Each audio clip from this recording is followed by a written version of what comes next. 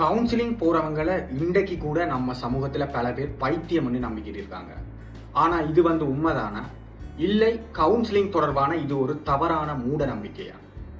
இந்த வீடியோவில் கவுன்சிலிங் என்றா என்ன, கவுன்சிலிங் ஏன் இன்றைய சமூகத்துக்கு அவசியப்படுது, அதே மாதிரி கவுன்சிலிங் தொடர்பாக இன்றைக்கும் நம்ம சமூகத்தில் நிலவி வருகின்ற தவறான சிந்தனைகள், இதுகளை தான் டீட்டெயிலா பார்க்க போறோம். வாங்க வீடியோக்குள்ள போலாம். ஃபர்ஸ்ட் கவுன்சிலிங் என்றா என்னன்னு பார்த்துருவோம். கவுன்சிலிங் என்பது தமிழ் பதத்தில் உள ஆற்றுப்படுத்துதல் என்று பொருள்படுகிறது. அதாவது உள ஆற்றுப்படுத்துதல்ல உளம் என்பது எங்களுடைய மனம், அதாவது எங்களுடைய மனதை ஆறுதல் படுத்துகின்ற ஒரு செயல்முறை தான் சுருக்கமாக கவுன்சிலிங் என்ற மாதிரி சொல்லலாம். இதுக்கான சரியான வரையறை என்று பார்க்கும்போது கவுன்சிலிங், அதாவது கவுன்சிலர் அங்கு மெயினாக இருப்பார். அவர் தமிழ்ல உளவள துணையாளர் என்ற மாதிரி சொல்லுவோம். அந்த வகையில இந்த உளவள துணையாளர்கிட்ட பிரச்சனையோடு வருகின்ற ஒரு நபர், அதாவது இவரை கவுன்சிலிங் டேர்ம்ல துணை நாடி என்ற மாதிரி அல்லது சேவை நாடி என்ற மாதிரி சொல்லுவோம். அதாவது பிரச்சனையோடு வருகின்ற ஒரு நபரை ஏற்று மதித்து அவரை வரவேற்று அவருடைய பிரச்சனையை அவராகவே வெளிக்கொணர செய்து அவருடைய பிரச்சனைக்கு அவரையே தீர்வு காண செய்கின்ற ஒரு உன்னதமான ஒரு கலையே கவுன்சிலிங், உள ஆற்றுப்படுத்துதல் என்கின்றோம். ஸோ இது ஒரு உளவள துணையாளருக்கும் துணை நாடிக்கும் இடையிலான ஒரு கலந்துரையாடல் தான் இதன் மெயின் அம்சம். அதாவது பிரச்சனையோடு வர்ற ஒரு ஆளை அவராகவே அந்த பிரச்சனையை வெளிக்கொணர செய்து அவருடைய பிரச்சனைக்கு அவரையே தீர்வு காண செய்கின்ற ஒரு வழிகாட்டல் என்று கூட சொல்லலாம். எங்களோட சமூகத்துல கூட இப்ப கூட இருக்குது. சில பேருக்கு அது உங்களுக்கு தெரிஞ்சிருக்கும்.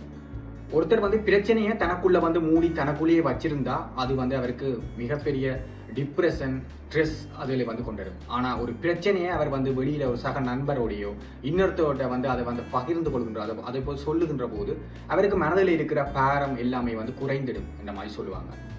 அந்த விஷயத்தை தான் இந்த கவுன்சிலிங் என்றது செய்கின்றது. கவுன்சிலிங் போறவங்களை பைத்தியம் என்று சொல்ல முடியாது. ஏண்டா பைத்தியங்கள் என்று இவர்கள் சொல்லுகிற வார்த்தை தீவிர உளநோய்க்கு ஆளாகி இருக்கிறவர்களை தான் நம்மட பேச்சு வழக்கில் பைத்தியம் என்ற மாதிரி ஒரு பேரை அதுக்கு வைத்திருக்கின்றோம். அந்த பைத்தியம் என்று சொல்ற அந்த தீவிர உளநோய்களுக்கு நிச்சயமாக கவுன்சிலிங் வழங்க முடியாது. கவுன்சிலிங் வழங்க வேண்டியவர்கள் யார் யாருக்குன்னு பார்த்தீங்கன்னா, அதிக ஸ்ட்ரெஸ்ல இருக்கிறார்கள், டிப்ரெஷன்ல இருக்கிறார்கள், ஆங்ஸைட்டி பிரச்சனைகள் இருக்கிறார்கள், ஒரு டிசிஷன் எடுக்க தெரியாம இருக்கிறார்கள். அப்படியான ஆட்களுக்கு தான் இந்த கவுன்சிலிங் செய்ய முடியும். அதே மாதிரி தற்கொலை எண்ணத்துல ஈடுபட்டார்கள் அவைகளுக்கு, அதே மாதிரி திருமணத்துக்கு ரெடியாக இருக்கிறவர்கள் அவர்களுக்கு கவுன்சிலிங் தேவைப்படுகிறது. இப்படியான ஆட்களுக்கு தான் கவுன்சிலிங் வழங்க முடியும். இந்த தீவிர உளநோய், அதாவது சிசப்பேனியா மற்றும் பயோபோலார் டிசார்டர், இப்படியான தீவிர உளநோய்களுக்கு ஆளாகினவர்களுக்கு கண்டிப்பாக நிச்சயமாக கவுன்சிலிங் வழங்கப்பட முடியாது அந்த அவர்களுக்கு. ஸோ நாங்கள் ஃபர்ஸ்ட் புரிந்து கொள்ளணும், கவுன்சிலிங் போறவங்க எல்லாம் பைத்தியம் இல்லை, அவங்க சாதாரண பிரச்சனை. இன்றைய சமூகத்தில் ஒரு நபர் கூட ஸ்ட்ரெஸ் இல்லை, எனக்கு ஒரு ஆங்ஸைட்டி இல்லை என்று சொல்றவர்கள் யாராவது இருக்கா? கண்டிப்பாக இல்லை. ஒவ்வொரு மனிதனுக்கும் இந்த ஆங்ஸைட்டி, ஸ்ட்ரெஸ் இன்றைய வேகமாக வளர்ந்து வரும் நவீன உலகில் மனிதர்களுக்கு பார்த்தீங்கன்னா ஸ்ட்ரெஸ், அதே மாதிரி ஆங்ஸைட்டி, டிப்ரெஷன், இப்படியான பிரச்சனைகள் கண்டிப்பாக இருக்குது. அவர்களுக்கு அந்த பிரச்சனையில இருந்து வெளிவருவதற்கும், அதே மாதிரி ஒருவர் தன்னுடைய திறமைகளை அறிந்து கொள்வதற்கும், தன்னை பற்றியே முழுமையாக விளங்கிக் கொள்வதற்கும் இந்த கவுன்சிலிங் மிகவும் உதவுகின்றது. அந்த வகையில இந்த கவுன்சிலிங் இன்றைய காலத்துல என்னென்னத்துக்கெல்லாம் பயன்படுத்தப்படுகின்றது என்றதை பார்த்து விடுவோம்.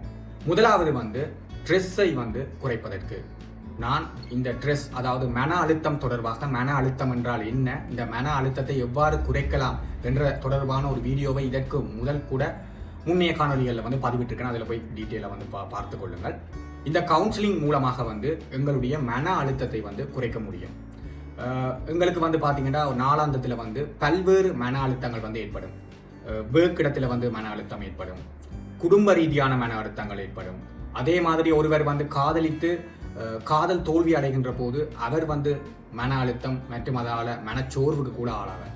இப்படியான ஆட்களுக்கு வந்து பார்த்தீங்கன்னா இவ்வாறான மன அழுத்தத்தில் இருப்பவர்களுக்கு வந்து அவர்களை வந்து அந்த மன அழுத்தத்தில் இருந்து வெளிக்கொணர செய்து இயல்பு வாழ்க்கைக்கு வந்து கொண்டு வருவதற்கு வந்து இந்த கவுன்சிலிங் வந்து உதவுகின்றது.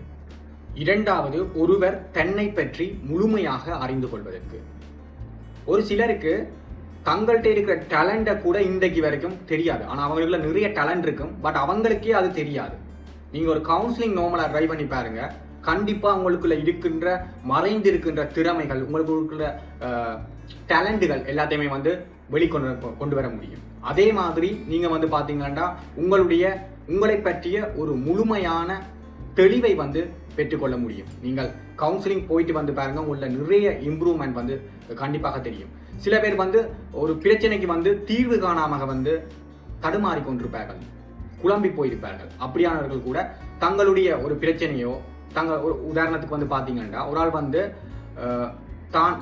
தன்னுடைய ஹரியர் வந்து என்ன வந்து சூஸ் பண்றது என்று வந்து குழம்பி கொண்டிருப்பார். ஸோ அவர் கூட தன்னுடைய கரியரை வந்து சூஸ் பண்றதுக்கு கூட இந்த கவுன்சிலிங்கை வந்து பயன்படுத்திக் கொள்ளலாம். அதன் மூலம் அவர் தன்னுடைய திறமைகள், தனக்கு என்னென்னத்தில் விருப்பங்கள் இருக்குது அதிலே கொண்டு அவர் தன்னுடைய எதிர்கால கரியரை கூட தீர்மானித்துக் கொள்ள முடியும். அந்த வகையில கவுன்சிலிங் வந்து ஒருவர் தன்னை பற்றி முழுமையாக வந்து புரிந்து கொள்வதற்கு வந்து இந்த கவுன்சிலிங் வந்து உதவுகின்றது.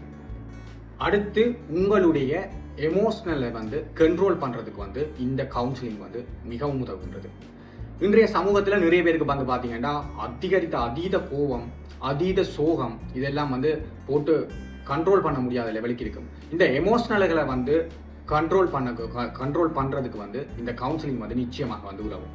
இன்றைய சமூகத்துல வந்து பாத்தீங்கன்னா நிறைய பேருக்கு வந்து பாத்தீங்கன்னா டக்குன்னு கோபம் வரும், எக்ஸ்ட்ரீம் லெவலுக்கு வந்து கோபம் வரும். அதால வந்து பாத்தீங்கன்னா அவர்கள் பல்வேறு பிரச்சனைகளை வந்து எதிர்நோக்குவார்கள் சமூக ரீதியாக. அதே மாதிரி அதிக அளவிலான சோகத்தை கூட எதிர்பார்க்கிறார்கள், துன்பத்தை கூட எதிர்பார்க்கிறார்கள்.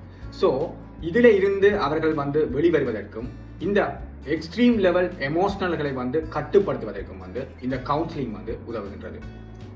அடுத்து வந்து உங்களுடைய உறவுகளுக்கு இடையிலான விரிசல்களை வந்து சுமூகமாக தீர்த்து கொள்வதற்கு வந்து இந்த கவுன்சிலிங் வந்து உதவுகின்றது. இன்றைய சமூகத்துல வந்து பாத்தீங்கன்னா கணவன் மனைவிகளுக்கு இடையிலான விரிசல் வந்து கண்டிப்பாக நிறைய இருக்கின்றது. இப்போ வந்து டிவோர்ஸினுடைய எண்ணிக்கை வந்து நாளுக்கு நாள் அதிகரித்து கொண்டே போகுது. ஸோ டிவோர்ஸ் வந்தோடனே முதலாவது வந்து செய்வாங்க கவுன்சிலிங் தான் செய்வாங்க. ஸோ இருவருக்கும் இடையிலான புரிதலை வந்து புரிந்து கொள்வதற்கு இந்த கவுன்சிலிங் வந்து கண்டிப்பாக வந்து உதவும். கிறிஸ்தவ சமூகத்திலே எல்லாம் வந்து பார்த்தீங்கன்னா திருமணம் வந்து நடைபெறுவதற்கு முதல் திருமணத்துக்கு வந்து அவர்கள் இருவரையும் வந்து தயார்படுத்துவதற்கான திருமணத்துக்கு முன்னரான உளவள துணையை வந்து வழங்குவார்கள். ஸோ அவர்கள் முதலாக வந்து ஒரு புதிதாக வந்து திருமண பந்தத்தில் வந்து போகிறாங்க. ஸோ இருவரும் தங்களை வந்து புரிந்து கொண்டு அந்த திருமண வாழ்க்கை எவ்வாறு வந்து உள்ள வந்து போக போகிறோம் என்றதை பற்றிய ஒரு முன்கூட்டிய திருமணத்துக்கு முன்னரான உளவள துணை வந்து வழங்கப்படும். ஸோ இவ்வாறு வந்து பார்த்தீங்கன்னா அதே மாதிரி ரெண்டு உறவுகளுக்கு இடையிலான பிரிவு, அதாவது தனிய கணவன் மனைவி இருவருக்கு மட்டும் இல்லாமல் பெற்றோர் மற்றும் பிள்ளைகளுக்கு இடையிலான புரிந்துணர்வின்மை, சகோதரர்களுக்கு இடையிலான புரிந்துணர்வில்லை, இவ்வாறு பல்வேறு உறவுகளுக்கு இடையிலான விரிசல்களை வந்து தீர்த்து கொள்வதற்கு, அதே மாதிரி அந்த விரிசல்கள் வந்து சுமூகமாக வந்து தவிர்த்து கொள்வதற்கும் வந்து இந்த உளவளத்துணை வந்து பயன்படுகின்றது. அதே மாதிரி வாழ்க்கை மீது விரக்தி கொண்டவர்கள், இதன் காரணமாக வந்து தற்கொலை முயற்சி எல்லாம் எடுத்திருப்பார்கள், அவர்களுக்கு நிச்சயமாக வந்து கவுன்சிலிங் வந்து அவசியமாகின்றது. அதே மாதிரி பாலியல் துஷ்பிரயோகத்துக்கு வந்து ஆளாகியவர்கள், இப்படிப்பட்டவர்களுக்கும் வந்து கவுன்சிலிங் வந்து மிக மிக அவசியமாக இருக்கின்றது. அவர்கள் வந்து தங்களுடைய வாழ்க்கையினுடைய அடுத்த கட்டங்களை வந்து புரிந்து கொண்டு அடுத்த கட்டத்தை நோக்கி நகர்வதற்கு, அதாவது தங்களுடைய குறிக்கோளை வந்து அமைத்து அதற்கேற்ப வந்து வாழ்க்கையை வந்து முன்னெடுத்து செல்வதற்கு வந்து பார்த்தீங்கன்னா இந்த கவுன்சிலிங் வந்து உதவுகின்றது. இவ்வாறு இன்றைய சமூகத்துக்கு வந்து பார்த்தீங்கன்னா கவுன்சிலிங் என்பது மிக மிக அவசியமாக வந்து வருகின்றது. ஏன்னா அந்த அளவுக்கு மனிதர்கள் மத்தியில் வந்து பார்த்தீங்கன்னா ஸ்ட்ரெஸ், டிப்ரெஷன், ஆங்ஸைட்டி மற்றும் பல உளப்பிரச்சனைகள் வந்து ஏற்படுகின்றது. இந்த உளப்பிரச்சனைகளை எல்லாம் சுமூகமாக தீர்த்து கொள்வதற்கு, மனிதர்கள் தங்களை வந்து முழுமையாக வந்து புரிந்து கொள்வதற்கும் இந்த கவுன்சிலிங் வந்து உதவுகின்றது. இந்த வீடியோ உங்களுக்கு நிச்சயமாக வந்து ஒரு புரிதலை வந்து உங்களுக்கு கொண்டு வரும் என்று நினைக்கின்றேன். ஸோ இனிமே வந்து நாங்கள் வந்து கவுன்சிலிங் போகிறத வந்து வெளியில் சொல்கிறதுக்கு ஐயோ நாங்கள் கவுன்சிலிங் போகிறோம், ஸோ எங்களை வந்து பைத்தியம் வந்து நினைக்க போகிறாங்க என்று யாரும் வந்து மறைத்து கொள்ள வேண்டாம். நாங்கள் கவுன்சிலிங் போகிறோம் என்று சாதாரணமாக வந்து சொல்லுங்கள். ஏண்டா இது வெளிநாட்டு கலாச்சாரங்களில் கவுன்சிலிங் என்பது ஒரு சர்வசாதாரணமான விஷயமாக இருக்கின்றது. ஆனால் நம்ம நாட்டில் தான் இன்றைக்கும் வந்து பார்த்தீங்கன்னா கவுன்சிலிங் போகிறவங்கள வந்து பைத்தியக்காரங்கள்லாம் வந்து கவுன்சிலிங்க்கு வந்து போவாங்க என்ற மாதிரி நம்பிக்கிட்டு இருக்காங்க. பட் அது இப்போ வந்து நிச்சயமாக வந்து மாறிக்கொண்டு வருகின்றது. இன்னும் கொஞ்ச நாட்களில் வந்து அது முற்று முழுதாக வந்து மாறிவிடும் என்று நம்புவோம். இந்த வீடியோ உங்களுக்கு யூஸ்ஃபுல்லாக இருந்தால் மறக்காமல் லைக் பண்ணுங்க, ஷேர் பண்ணுங்க. இதே மாதிரி இன்ட்ரெஸ்டிங்கான கண்டென்ட்ஸை வந்து தொடர்ச்சியாக வந்து பார்ப்பதற்கு நம்ம தர்சன் டாக்கீஸ் யூடியூப் சேனலை வந்து சப்ஸ்கிரைப் செய்து கொள்ளுங்கள். நன்றி.